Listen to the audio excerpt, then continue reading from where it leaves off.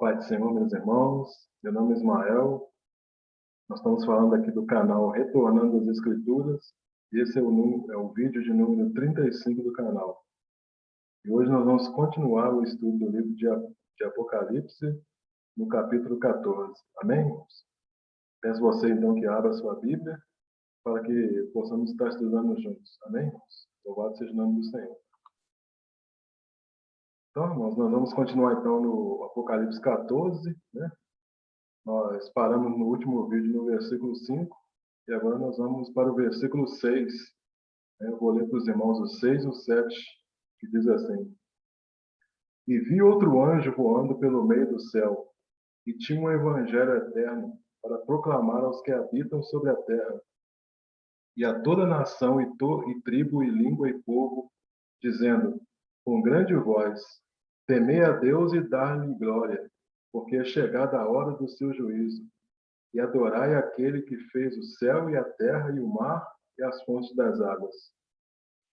Então, irmãos, a partir daqui, então, o Apocalipse ele muda um pouquinho de assunto, né? Se a gente retornar lá para o Apocalipse 7, versículo 1, né? Está escrito o seguinte: Depois disto, vi 4 anjos em pé nos 4 cantos da terra, retendo os 4 ventos da terra, para que nenhum vento soprasse sobre a terra, nem sobre o mar, nem contra árvore alguma. Então, nós já estudamos aqui esse capítulo, né? Quem são, então, esses 4 anjos? Né? Esses 4 anjos, então, nós sabemos que são mensageiros, né? E somando com os outros 3, completam 7 mensageiros de Deus na Terra. Né? Esses 7 mensageiros de Deus na Terra, eles prefiguram a igreja. Então, os 4 primeiros anjos, eles atuam na primeira metade da última semana, e os outros 3 anjos, eles atuam na segunda metade da última semana. Só que no Apocalipse, capítulo 7, mencionou 4 anjos, né? E aonde estão os outros 3? Né? Então, os outros 3 anjos estão aqui no capítulo 14, que nós vamos, então, estar falando aqui para os irmãos. Né? Então, vamos ver aqui o primeiro anjo, então, né, que é a primeira voz do primeiro anjo. Né? Então, a primeira voz, irmãos, é a igreja pregando no deserto. Né? Aqui nesse ponto aqui, nós já estamos na metade da última semana, né? E aqui fala, né? Vi outro anjo voando com asas. Né? Aqui está dizendo que as testemunhas elas estão lembrando as nações que existe um Deus. Né?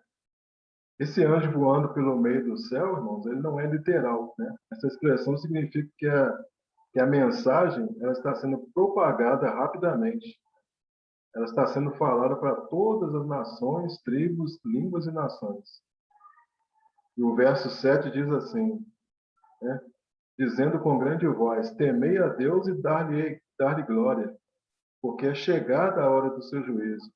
E adorai aquele que fez o céu e a terra e o mar e as fontes das águas. Então, o versículo 7 está dando um alerta para as nações, né? Um alerta para as tribos. Né?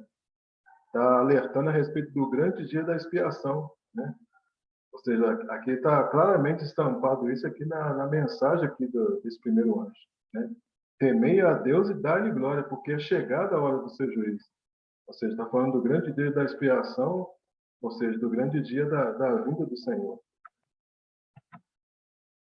Aí, indo agora para o versículo 8, né, diz assim: Um segundo anjo, né, agora é a segunda voz, né, o segundo anjo o seguiu, dizendo: Caiu, caiu a grande Babilônia, que a todas as nações deu a beber do vinho da ira da sua prostituição.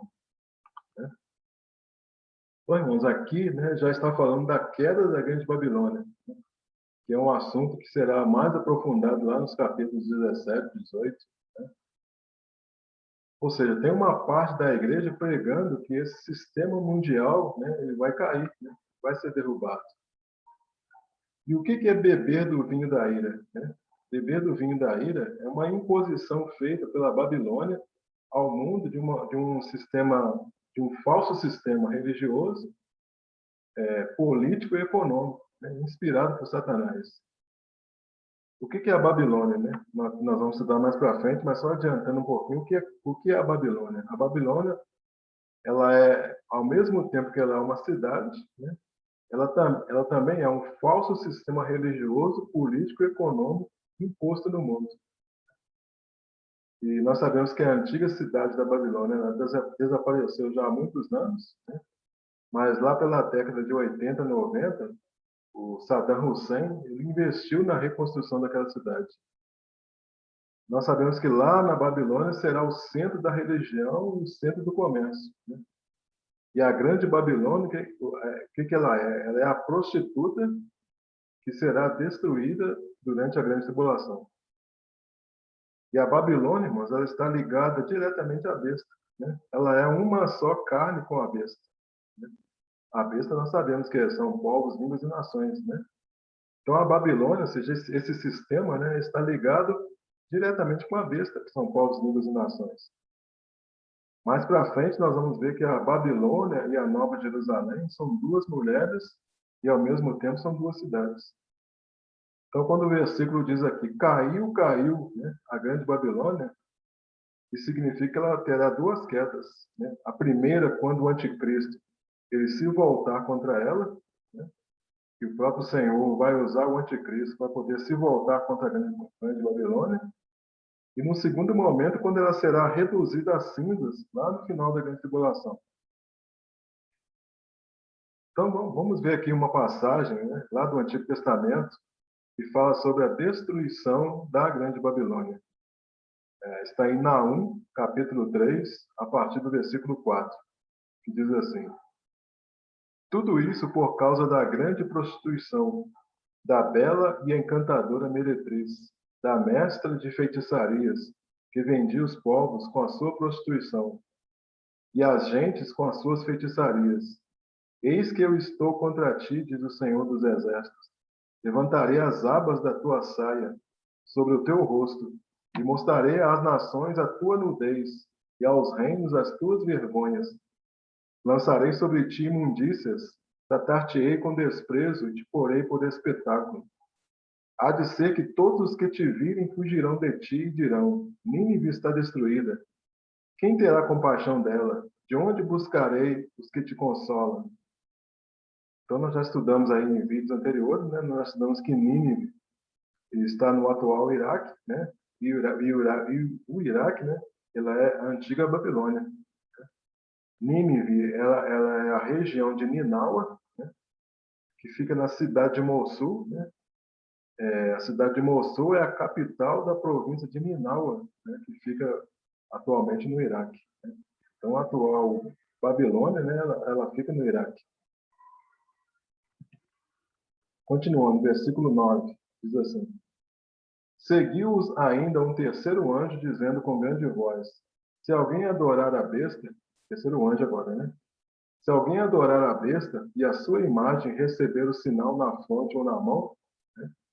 Então aqui o versículo 9 está falando o quê? Da ira de Deus, né? Para aqueles que vão adorar a besta, né? A besta, a sua imagem e receber o seu sinal, né? Então, qual é a mensagem que esse terceiro anjo está referindo às nações? Olhem, não adorem a besta, né? Então, essa é a mensagem que esse terceiro anjo está proclamando, né?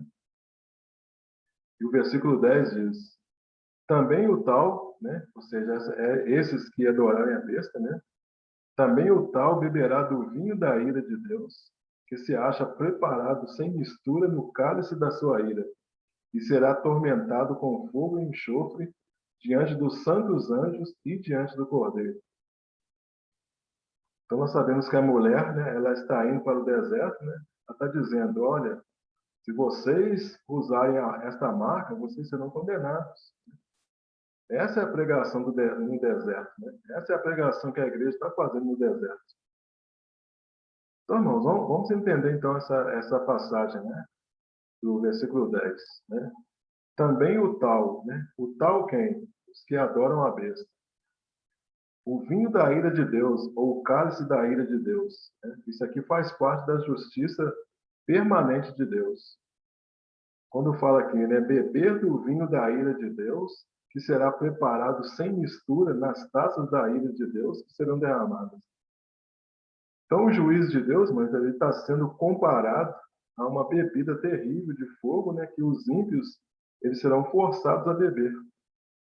Quando a gente vai lá para o Salmo 75, versículo 8, diz assim: porque na mão do Senhor há um cálice, cujo vinho espuma, cheio de mistura. Dele dá a beber, sorvem-no até as escórias, todos os ímpios da terra. Então, irmãos, o que acontece? Antigamente, né, os povos antigos, né, não tinham refrigeradores, né?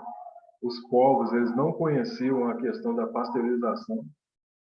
Então, qualquer suco de uva guardado por uma semana, ele certamente iria fermentar, né? E ia acabar virando o quê? Um tipo de vinho, né? Ou criar um mofo, né? E seria um vinho impróprio para o consumo. Então, no mundo antigo, o que eles faziam? No mundo antigo era muito comum, então, eles diluírem o vinho na água. A maioria dos vinhos de mesa, né, que as pessoas bebiam no mundo antigo eram diluídos, né? Agora, falando desse vinho da ira de Deus, né? Então, esse vinho da ira de Deus, que será derramado, ele será derramado com força total, ou seja, ele será derramado sem mistura, né? Então, toda a manifestação da ira de Deus que nós já vimos lá no passado, por exemplo, a questão das pragas lá no Egito, né? Todas essas formas, todas essas manifestações da ira de Deus era o cálice diluído, né? Era o cálice sem mistura, é o cálice com mistura, né? Agora, essa ira de Deus que vai ser derramada no final, vai ser um cálice sem mistura, né? Então, não vai ser um cálice diluído, vai ser um cálice sem mistura. E aqui fala, né, que eles serão atormentados com fogo e enxofre, né?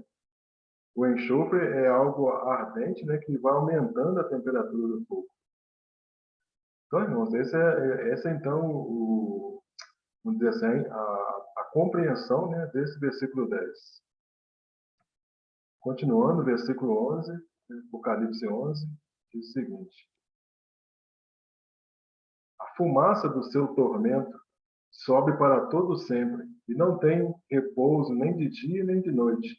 Os que adoram a besta e a sua imagem, nem aquele que recebe o sinal do seu nome. Aqui está a perseverança dos santos, daqueles que guardam os mandamentos de Deus e a fé em Jesus. Então, o versículo 12 está dizendo, né? Aqui está a perseverança dos santos. Aqui onde? Está falando deste momento, aqui nesse momento, né?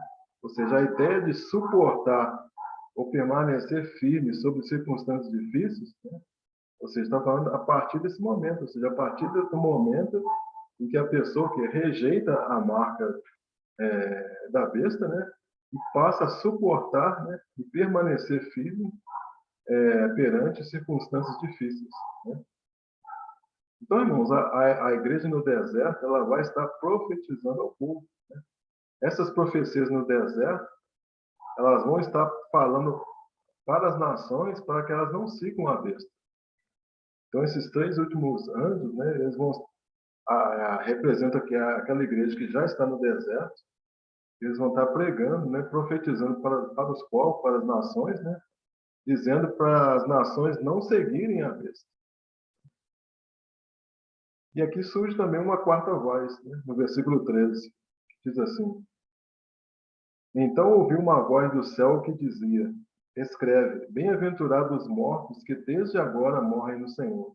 Sim, diz o Espírito, para que descansem dos seus trabalhos, pois as suas obras os acompanham. Então, bem-aventurados, né, felizes, né, os mortos que desde agora morrem no Senhor. Essa voz aqui, irmãos, é uma voz dirigida em particular a João, né? Então, dizendo bem-aventurado, né, para aqueles que desde agora morrem no Senhor, né? Bem-aventurado aquelas pessoas que estão sendo perseguidas na grande tribulação, né? Por que bem-aventurado? Porque está próximo, né, o derramamento das taças, né? Nós sabemos que está próximo o derramamento das taças, então, se eles morrem agora, significa que eles são bem-aventurados, né? E aqui fala, né, que as suas obras, né, para que descansem dos seus trabalhos, pois as suas obras os acompanham, né? Essas obras aqui significam que eles serão julgados no tribunal de Cristo, né? Que é um assunto também que nós vamos estudar mais para frente. Então, irmãos, as três vozes então do Apocalipse, né? O povo no deserto clamando e anunciando, né? E anunciando o quê? Anunciando essa questão, né, das pessoas não seguirem o anticristo, né? Sendo que essa quarta voz ela foi dirigida exclusivamente, né, particularmente para João. Então esse pedaço aqui, irmãos, é como se fosse a sinopse, né, das três últimas trombetas, né? Indo agora para o versículo 14, né? Vou ler aqui para os irmãos do 14 ao 16. Né? Diz assim: E olhei, e eis uma nuvem branca, e assentado sobre a nuvem um semelhante a filho do homem, que tinha sobre a cabeça uma coroa de ouro, e na mão uma foice afiada. E outro anjo saiu do santuário, clamando com grande voz ao que estava sentado sobre a nuvem: Lança tua foice e ceifa, porque é chegada a hora de ceifar, porque já a seara da terra está madura. Então aquele que estava sentado sobre a nuvem meteu a sua foice à terra, e a terra foi ceifada. Então, irmãos, quem é que estava sentado sobre a nuvem? Nós sabemos que quem estava sentado sobre a nuvem é o Filho do Homem, né? Ou seja, o próprio Cristo. Quando a gente vai lá para Daniel, capítulo 7, versículo 13, né, a palavra de Deus diz assim: Eu estava olhando nas minhas visões da noite, e eis que vinha com as nuvens do céu um como o Filho do Homem, e dirigiu-se ao ancião de dias, e o fizeram chegar até ele. Quando a gente lê também em Mateus, capítulo 13, versículo 37, diz assim: E ele respondeu: O que semeia a boa semente é o Filho do Homem. Então, irmãos, essa ceifa aqui que é mencionada aqui, né, é a ceifa do trigo. Ou seja, o anjo ele orientou ao Filho do Homem, né, o próprio Cristo, para levar a efeito a sua obra salvadora, né? Então, aqui está falando que é do arrebatamento da igreja, onde o Senhor vai estar nas nuvens, né? E nós vamos nos encontrar com ele lá nas nuvens. Ou seja, ele vai fazer uma colheita, né, do trigo que somos nós. Então, essa passagem aqui está falando a esse respeito. E agora, pulando para o versículo, indo, né, aliás, para o versículo 17, diz assim: Ainda outro anjo saiu do santuário que está no céu, o qual também tinha uma foice afiada. E saiu do altar outro anjo que tinha poder sobre o fogo, e clamou com grande voz ao que tinha a foice afiada, dizendo: Lança tua foice afiada, e vindima os cachos da vinha da terra, porque já suas uvas estão maduras. Então, irmãos, nós vimos aqui o seguinte, né? Nós vimos que a primeira colheita foi a do trigo, né? O trigo representa o que é a igreja. Agora, essa passagem aqui que nós acabamos de ler está falando de uma segunda colheita. Está falando aqui da vindima das uvas, né? Fala aqui que as uvas elas são pisoteadas até encher o lagar, né? Então, disse o anjo que tem o poder sobre o fogo, né? Ele disse para ele pisotear as uvas até encher o lagar. Esse anjo que tem o poder sobre o fogo, irmãos, ele clama ao vindimador, né? Que é o anjo que tem a foice aguda, né? Que é o próprio Cristo, né? Para ele colher as uvas da vinha da terra que estão maduras. E aqui a passagem fala aqui que ele saiu do altar de ouro. Nós sabemos que o altar de ouro ele fica onde? No santo lugar. Por quê? Porque é no altar de ouro onde se respondem as orações dos santos. Então, esse anjo que está com a foice que vai fazer essa segunda colheita, né, é o próprio Cristo. Aí, continuando no versículo 19, né, continuando no versículo 19, diz o seguinte: E o anjo meteu a sua foice à terra e vindimou as uvas da vinha da terra e lançou-as no grande lagar da ira de Deus. E o lagar foi pisado fora da cidade, e saiu sangue do lagar até os freios dos cavalos, pelo espaço de 1.600 estádios. Então aqui, irmãos, essa passagem que nós lemos aqui está falando de uma segunda colheita, que é a colheita dos ímpios, né? Aqui fala aqui de algumas medidas aqui, né? Um estádio, ele tem aproximadamente 200 metros, então 1.600 estádios seria o quê? Seria aproximadamente 320 mil metros ou 320 quilômetros, né? E nós sabemos que um homem ele tem aproximadamente 5 litros de sangue, e um cavalo ele tem 38 litros de sangue.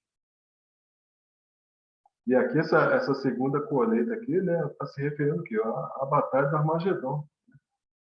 E nós sabemos que a Batalha do Armagedon, ela se estende desde o Vale do Egito, né, próximo a Jerusalém, até Edom, né, no sul da Palestina. Por isso que fala aqui em 1.600 estádios, né? Por isso que fala aqui que o lagar foi pisado fora da cidade e saiu sangue do lagar até o freio dos cavalos pelo espaço de 1.600 estádios, né? Por quê? Porque essa batalha ela se estende desde o Vale de Megiddo, né, até que está próximo a Jerusalém, até Edom, que está no sul da Palestina, né? Por isso que está falando dessa questão dos 1.600 estádios. O Armagedon, então, é o local onde as tropas elas vão se reunir, né, vindas dos 4 cantos da terra. Essa colheita aqui, então, irmãos, é a destruição na segunda vinda de Cristo, né, dos povos que se colocaram contra a vontade de Deus, né? Então, aqui está falando notadamente da questão da batalha do Armagedon. E essa batalha ela está ocorrendo fora da cidade, por quê? Porque Jesus ele morreu fora dos portões de Jerusalém. Lá em Hebreus 13, versículo 12, diz assim: E por isso também Jesus, para santificar o povo pelo seu próprio sangue, padeceu fora da porta. Então aqui, irmãos, a grande vitória, né, de Cristo, ela será o quê? Fora das portas de Jerusalém, né? O vale do Armagedon ele fica fora de Jerusalém. Quando nós lemos lá nós vamos lá para Isaías 63, versículo 6, diz assim: Na minha ira pisei os povos, no meu furor embriaguei-os, derramando por terra o seu sangue. Então, irmãos, aqui então nesse ponto então nós finalizamos então o capítulo 14 de Apocalipse, né? No próximo vídeo nós vamos entrar no capítulo 15. Espero que os irmãos tenham compreendido, né, o restante aqui do capítulo 14. E peço que qualquer dúvida, irmãos, vocês, né, coloquem nos comentários para a gente poder estar tirando a dúvida dos irmãos, né? Se você gostou desse like, peço aí que você deixe seu like, né? Deixe aí seu joinha. Se você ainda não é inscrito no canal, peço que você se inscreva no canal. E muito obrigado, irmãos, por ter assistido o vídeo até o final. E fiquem todos aí na graça e na paz de nosso Senhor Jesus Cristo. Amém, irmãos? Louvado seja o nome do Senhor. Amém.